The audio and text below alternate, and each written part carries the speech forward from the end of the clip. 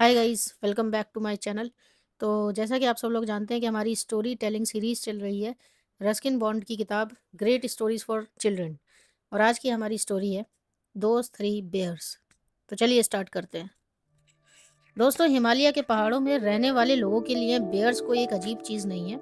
सर्दियों में जब ऊपर के पहाड़ों पर स्नो जम जाती है तो हिमालयन बेयर्स खाने की तलाश में नीचे विलेजेस की तरफ आ जाते हैं।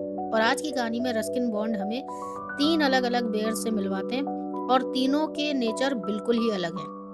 1 अक्टूबर की रात रस्किन बॉन्ड अपने एक दोस्त के घर गाँव में सो रहे थे। तभी अचानक रूफ पर धड़ाम-धड़ाम और रंबलिंग की आवाज़ आने लगी। उन्होंने अपने दोस्त से पूछा, "क्या हो रहा है?" दोस्त ने बड़े कैजुअली जवाब दिया, "बस एक बेयर है।" बेयर यानी कि भालू। बॉन्ड ने पूछा, "क्या वो अंदर आने की कोशिश कर रहा है?" दोस्त ने बोला, "नहीं, पंपकिंस खा रहा है।" थोड़ी देर बाद दोनों ने विंडो से देखा, एक ब्लैक बेयर रूफ से उतरकर फील्ड की तरफ जा रहा था और पीछे आधे खाए पंपकिंस की पूरी ट्रेल छोड़ गया था। एक और बार बॉन्ड एक ओक ट्री पर बैठे हुए थे। उनकी नज़र एक छोटे बेयर कब पर पड़ी। कब धीरे धीरे क्लियरिंग में आया, जमीन को स्मेल करता हुआ एक एंटहिल के पास पहुंचा, लेकिन वहां कुछ मिला नहीं। कब मतलब बेयर का बच्चा। फिर वो एक प्लम ट्री पर चढ़ गया। कुछ देर बाद उसने बॉन्ड को देख लिया। बेयर ने तुरंत अपना हेड नीचे कर लिया, जैसे सोच रहा हो, अगर मैं इसे नहीं देखूंगा तो शायद ये मुझे भी नहीं देख रहा होगा। बॉन्ड को ये देखकर हंसी आ गई। बॉन्ड थोड़ा नीचे मूव हुए।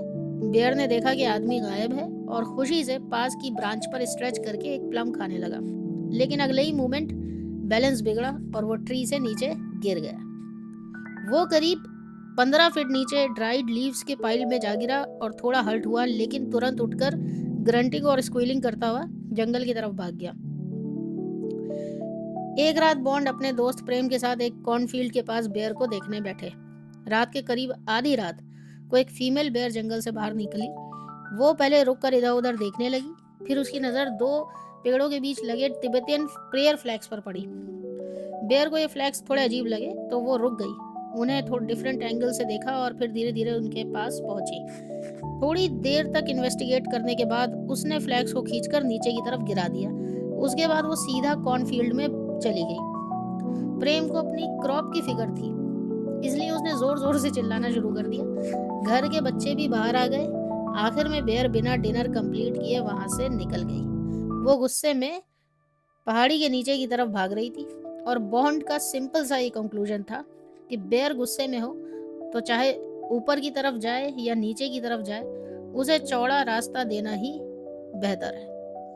तो आखिर में दोस्तों, ये थी दोस्त थ्री बेयर्स की एक छोटी सी कहानी। एक बेयर पंपकिंस का चोर था, दूसरा एक क्यूरियस और थोड़ा क्लमजी कब था, और तीसरा अपनी क्रॉप और प्रेयर फ्लैग्स के बीच से गुजरता हुआ एक एंग्री विजिटर। रस्किन बॉन्ड की स्टोरीज की खास बात यही है, वो जंगल और वाइल्ड एनिमल्स को सिर्फ डेंजरस क्रिएचर्स की तरह नहीं दिखाते। वो कभी फनी भी होते हैं, कभी क्यूरियस होते हैं और कभी बिल्कुल अनप्रिडिक्टेबल होते हैं। और शायद इसी वजह से हिमालय की उनकी कहानियाँ इतनी याद रह जाती हैं। तो चलिए दोस्तों, हमें बताइए आपको ये कहानी, छोटी सी कहानी कैसी लगी, कमेंट में बताइए। लाइक कीजिए, शेयर कीजिए, हमारे चैनल को सब्सक्राइब कीजिए और हमारी नेक्स्ट स्टोरी के लिए इंतज़ार कीजिए। जल्द से जल्द हम लाएंगे। तब तक के लिए जय हिंद।